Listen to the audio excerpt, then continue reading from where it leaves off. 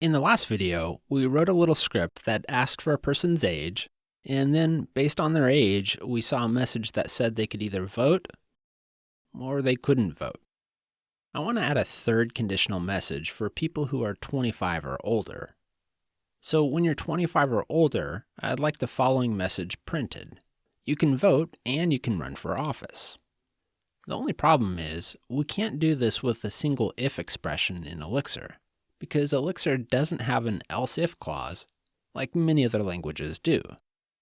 Now you might be thinking, that's kind of dumb. Why isn't there an else-if clause? Well, actually, I don't think it's that big of a deal for a couple of reasons. First of all, it's not a big deal because there is another option, which we'll look at in this video. But more importantly, in Elixir, you just don't use if expressions much, if at all. Now I know some of you are thinking, wait a minute, that can't be right. You're probably thinking this because if-else expressions are so widely used in other languages, but what I'm telling you is true. Elixir has better alternatives to the traditional control flow structures that you're probably used to in most other languages. I'm sure you're wondering what these alternatives are that I'm referring to. Well, I'm going to cover these alternatives in the near future. But first I want to cover the more traditional control flow structures, so hang with me for now, but rest assured that we will be covering the nice alternatives in the near future. Alright, so if-else expressions don't have else-if clauses, so they aren't a good option when you need to handle more than two conditions. So what's an alternative that will work well with more than two conditions? Well, Elixir has a control flow structure that provides options similar to if-else expressions, and it's called the cond expression.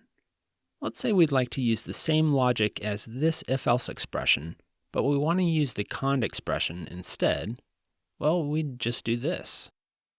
Basically, what we've got here is a single expression within this box, and each of these lines between the do and end can have a Boolean expression here on the left side of the arrow, and if this expression evaluates to true, this value here on the right side of the arrow is returned. Now it's important to keep in mind that the expressions on these lines are evaluated from top to bottom. So for example, this expression is evaluated first, and if it's true, this value is returned, and the evaluation of the cond expression is complete. However, if this expression is false, then the expression on the next line here is evaluated, and if it's true, then this value is returned. But here's the key difference between if-else and cond. We can keep adding additional conditionals right here, so we could have 3 conditionals or however many you need. Now there's one important detail you need to know about using cond expressions. If none of these expressions evaluate to true, you'll get an error. So often, you'll want to have the last conditional just be true, and you might return some sort of default value. Okay, let's go add the third condition to handle the message I talked about earlier. So I'm going to change this condition from greater than or equal to 18 to less than 25. This line will basically handle any age from 18 to 24. Next, I'll add a new line, and I'll set the condition to be true.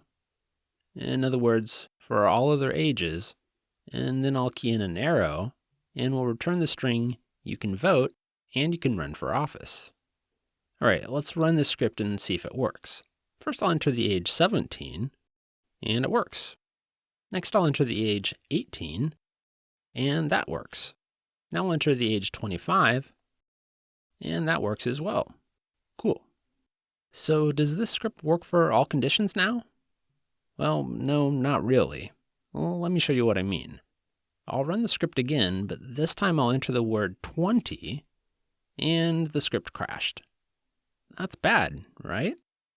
You should never have exceptions, should you?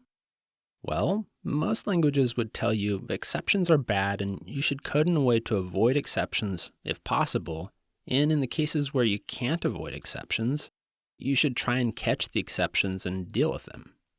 Elixir has a different and interesting take on errors and exceptions, which is, let it crash. You might be thinking the phrase, let it crash, sounds irresponsible, and it is irresponsible for most languages, but not for Elixir. So why is this? I mean, how's it okay to let things crash in Elixir? Well, I'm not ready to tell you why just yet. There's some other concepts we need to cover first, but I want you to start thinking about errors and exceptions in a different way, the Elixir and Erlang way, which is to say, let it crash. Now, as I hinted at a moment ago, there's a reason why let it crash is reasonable and a good approach for many exception scenarios in Elixir. I want you to try and see if you can figure out why it's okay to let things crash on your own in the coming videos. But if you don't figure it out, don't worry, I'll tell you why a bit later. Okay, let's circle back to the error we saw in the script when I keyed in the word 20. I know I just said let it crash, but there's some nuance to that phrase and what it means, which we'll get into later. But for discussion's sake, let's say that in this particular case, we'd rather not have our script crash on bad user input. So how can we fix this script to handle bad user input? Well, one way we can do this is by using another control flow structure called the case expression, which is what we'll look at in the next video.